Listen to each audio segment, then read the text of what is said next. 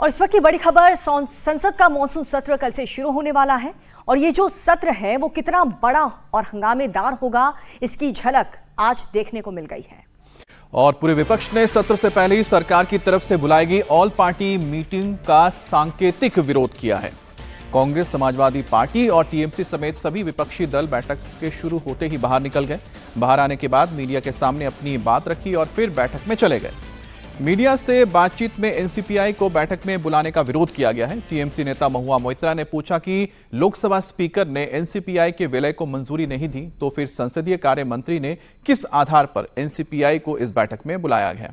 अब कल ही सरकार की तरफ से एनसीपीआई के संदीप और साथ ही काकुली घोष दस्तीदार से सरकार की तरफ से चिट्ठी भेज करके इस बैठक में शामिल होने के लिए कहा गया था। विपक्षी दलों का इस पर विरोध है। तो इस वक्त की बड़ी खबर आपको बता रहे हैं, जो सर्वदलीय बैठक बुलाई गई थी उसका सांकेतिक विरोध किया गया है विपक्षी दलों की ओर से। Congress in the list provided by the table office is shown to be 28 members.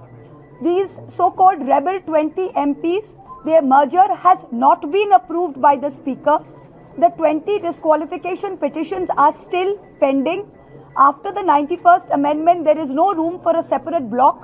So on what grounds did the Parliamentary Affairs Minister extend an invitation to these 20 rebel MPs and how are they attending this meeting? We have registered our strong protest and walked out as a symbol of our protest. TMC और शिवसेना उद्धव गुट के समर्थन में कांग्रेस ने भी walkout किया। कांग्रेस के सांसद प्रमोद तिवारी ने मामले पर अपना स्टैंड भी रखा।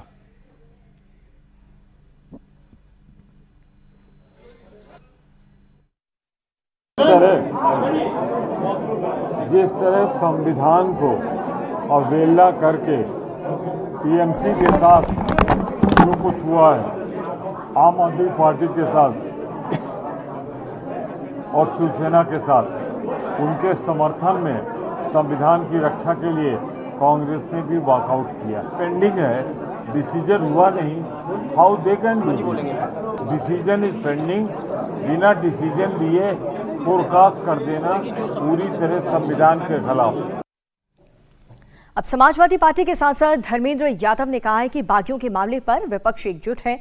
बिना मान्यता के बागी सांसदों को बैठक में आखिर क्यों बुलाया गया? देखिए, टीएमसी के साथियों ने बैठक के साथ ही सवाल उठाया कि टेबल ऑफिस से जो एमपी की सूचना आप लोगों के पास भी गई होगी, उसमें तैमूर कांग्रेस के 28 सांसद दिखाए गए और उसके बावजूद जो तैमूर से अलग हुए दल, एक जो नया ग्रुप है 20 एमपीज का, वो 20 एमपीज के ग्रुप को यहाँ निमंत्रण दिया गया, जबकि स्पीकर साहब ने अभी उनकी पिटीशन पे कोई फैसला नहीं लिया। मैं समझता हूँ टोटल का टोटल ये पूरा प्रोसेस जो सरकार कर रही है ये अनडेमोक्रेटिक है, अनकॉन्स्टिट्यूशनल है। डेमोक्रेसी की हत्या के हर संभव जो प्रयास सरकार कर रही है, विपक्ष पुरजोर तरीके से उसके खिलाफ लड़ाई लड़ने का काम कर रहा है। अब संसद सत्र से पहले संसदीय कार्य मंत्री किरेन रिजिजू ने विपक्ष से अपील की है। रिजिजू ने कहा है कि हंगामा करने से किसी को फायदा नहीं होगा, हम विपक्ष की बात सुनेंगे और विपक्ष हमारी बात सुने। किरेन रिजिजू ने कहा कि सरकार कई अहम बिल लाने वाली है, विरोध करना है तो अपनी बात सदन में रखकर करें। मैं विपक्ष के साथियों को कहना चाहता हूं कि पहले में भी पार्लियामेंट को काफ़ी चलाने में दिक्कत आई थी, क्योंकि हंगामा बहुत ज़्यादा हुआ था। हंगामा होने से कोई लाभ नहीं होता है और लोग पसंद नहीं करता है। लोग चाहते हैं कि पार्लियामेंट सुचारू रूप से चले, ये सब चाहते हैं, देश का जनता चाहते हैं, हम सब भी यही चाहते हैं। पार्लियामेंट में हंगामा करने से पॉलिटिकल लाभ मिलता नहीं है, ये सिद्ध हो गया है।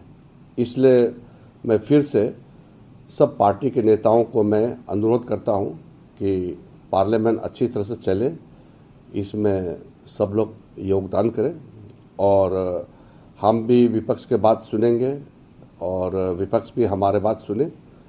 हंगामा करने से टाइम सबका नुकसान होता है, देश का पैसा नुकसान होता है।